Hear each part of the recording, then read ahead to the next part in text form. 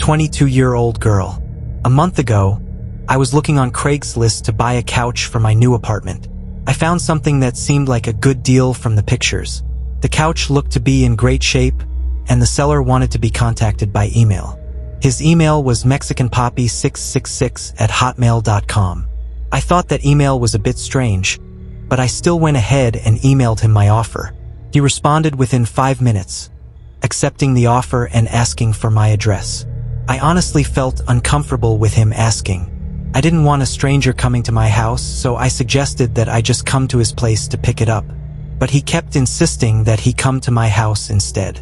Eventually, I stopped responding. A day later, he emailed me again, this time giving me his address. I didn't know if I should go at that point, but it seemed like a steal, almost too good to be true. According to his address, he didn't live too far away, so I got in my van and drove over to the seller's house. I immediately noticed that his house was smaller than all the other houses on the block. When I rang the bell, a middle-aged man wearing a baseball cap answered the door. He gave me a huge smile and invited me in. I was immediately feeling uneasy. He led me into his living room, and I saw the couch right away. I immediately noticed scuff marks and small tears in the couch. It was not at all in the condition that it appeared in the ad. I commented on this, and he just smiled and offered to lower the price.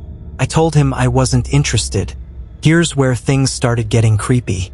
As I was making my way out of the house, he put his hand on my shoulder and offered to give it to me for free if I was willing to give something to him. I let out a disgusted gasp and got back into my car. I didn't even look up at the window. I just drove away from there as quickly as possible. But it doesn't end there. That same night, I was laying in my bed watching TV when I thought I heard somebody stomping up the steps of my porch. I muted the TV and was able to clearly hear the sound of somebody messing with my front doorknob. I jumped out of my bed and tiptoed over to the front door to look through the peephole, but whoever it was already gone. Then I thought I could hear the sound of the gate to my backyard opening and closing. That was when I grabbed the phone and dialed 911. Soon after, I heard the sound of somebody messing with the doorknob to the back door of my apartment. I yelled to whoever it was that the police were on their way, and after that I heard the sound of the gate opening and closing again. They were gone. This was a month ago and nothing has happened since, but I still can't sleep at night. I'm 99% sure it was the man who was selling the couch. He must have followed me home from his house in Manchester. There's no way it was just a coincidence. I don't plan on using Craigslist anymore, and I'm still trying to find a new apartment.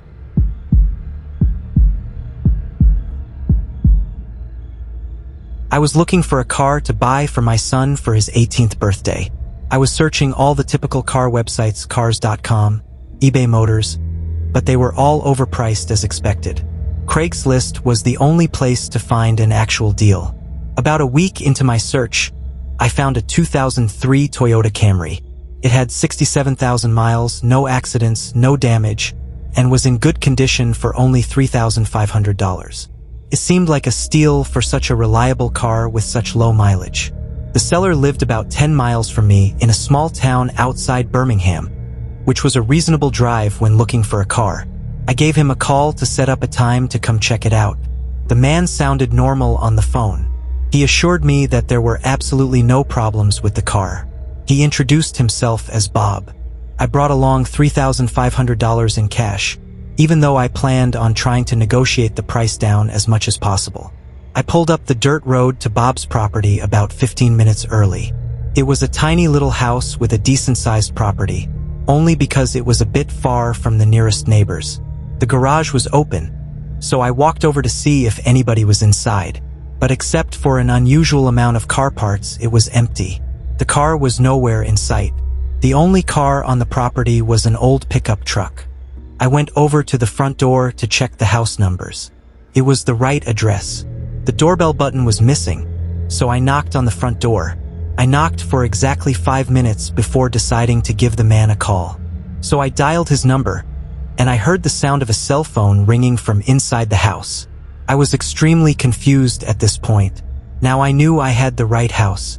I didn't understand why, if he was home, he wasn't answering. I decided I had to take a peek through one of the windows to see if anybody was inside. Peering through the glass, I couldn't really see much as it was pretty dark inside the house.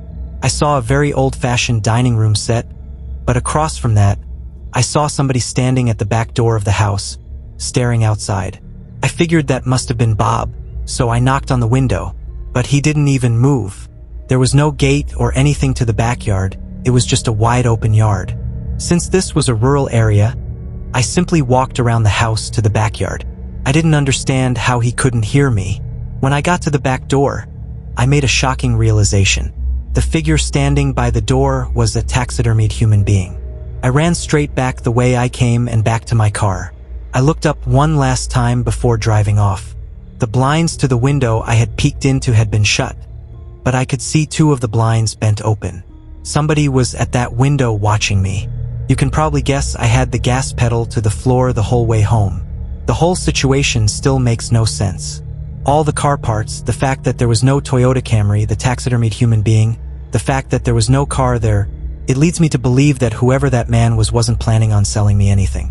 And that also leads to the disturbing thought that I was very close to becoming a lifeless statue staring out that man's back door.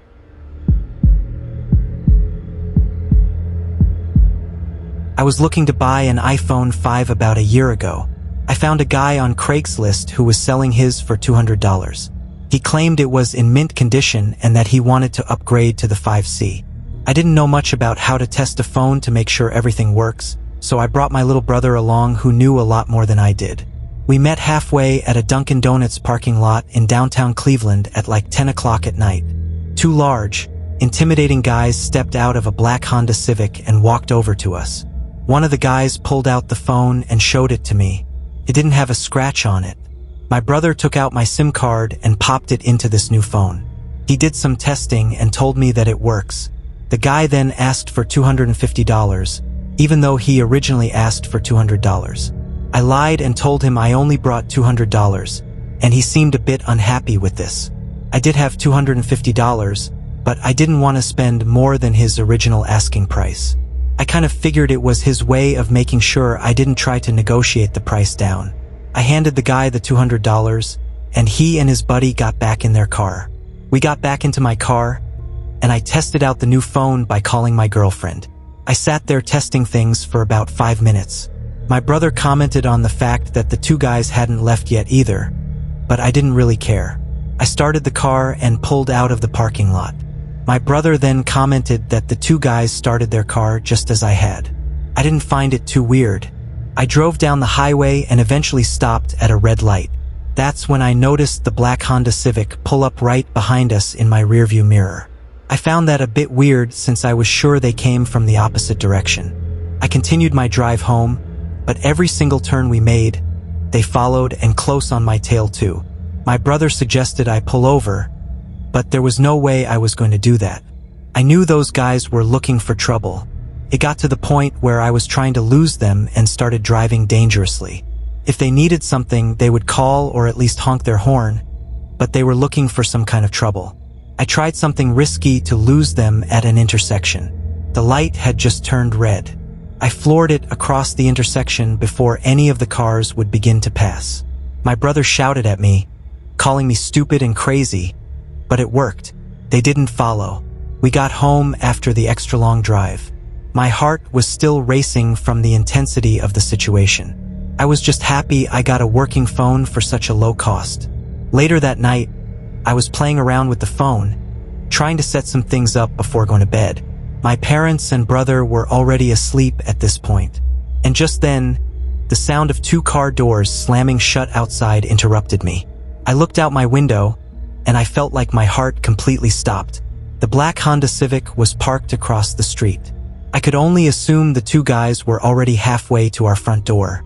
I immediately woke up my dad and explained everything as quickly as possible. He got up, grabbed a baseball bat, and crouched behind the front door. A loud knock came at the front door. My dad screamed at them to go away. One of the guys on the other side of the door claimed to have a gun and said that he would shoot the lock off the door if he didn't open up. My dad told me to call Joe, our friend who lives 2 doors down, who happens to be a police officer. I called Joe and he said he would be right over and to stay hidden. Here's the part that still scares me to this day. There was the sound of a silenced shot from a pistol. I peeked over and saw a bullet hole in the door, inches away from my dad's head. My dad ran away from the door and we all listened. We heard Joe outside yelling at them to drop their weapons. My dad went outside to help. When they lowered their guns, Joe arrested the two guys. I have to say this was the scariest day of my life, but it was also the best I had ever felt in my entire life.